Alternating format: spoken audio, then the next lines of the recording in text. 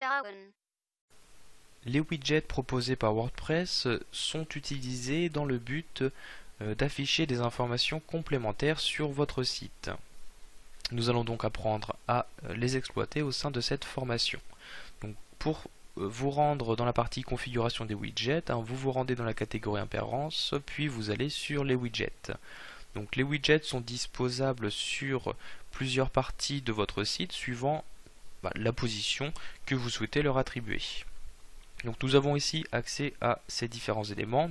Cela dépendra du thème que vous avez choisi. Par exemple pour mon thème actuel, donc j'ai accès à une colonne principale et une colonne latérale, donc des colonnes verticales qui s'affichent sur le côté de ma page, et ensuite différentes zones pour le pied de page, donc pour afficher des informations en dessous de mes pages.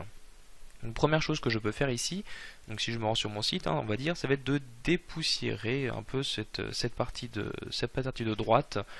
Par exemple, on va enlever ici la partie des archives ainsi que la partie des catégories, car je l'ai maintenant inséré au sein de mon menu. Donc ce que je fais ici, dans la colonne principale, j'enlève les archives, donc je clique ici sur la flèche et je clique sur supprimer. Je vais faire pareil ensuite pour la partie des catégories, donc que je vais supprimer exactement de la même manière. Donc je me rends dessus et je clique sur le bouton supprimer. Donc sinon vous pouvez voir que vous êtes amené à gérer plusieurs informations qui diffèrent bien évidemment suivant le type de widget que vous avez ouvert. Donc maintenant je vais par exemple ajouter un widget au sein de mon pied de page, donc soit dans la zone 1, zone 2 ou zone 3.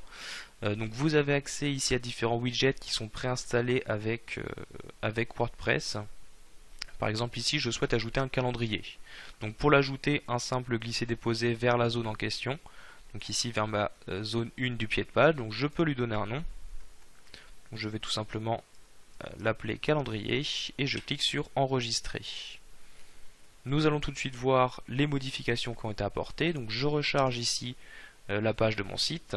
Une fois le chargement terminé, qu'est-ce que nous pouvons voir? Dans un premier temps, nous avons forcément beaucoup moins d'informations qui apparaissent au sein du volet de droite, et si je descends tout en bas de ma page, j'ai bien accès à un calendrier. Le calendrier ici me représentant la journée d'aujourd'hui. Donc c'est vraiment de cette manière que vous allez pouvoir simplement choisir quelles sont les informations complémentaires à ajouter au site. Donc dans cette formation, nous allons ici nous limiter aux widgets proposés par WordPress. Donc ils respectent tous le même principe. Vous souhaitez en personnaliser un, vous allez sur la flèche proposée par le widget et vous aurez accès aux informations du widget correspondant.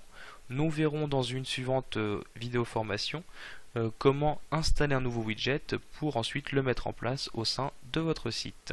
Dans tous les cas, vous savez maintenant comment exploiter les widgets proposés par WordPress.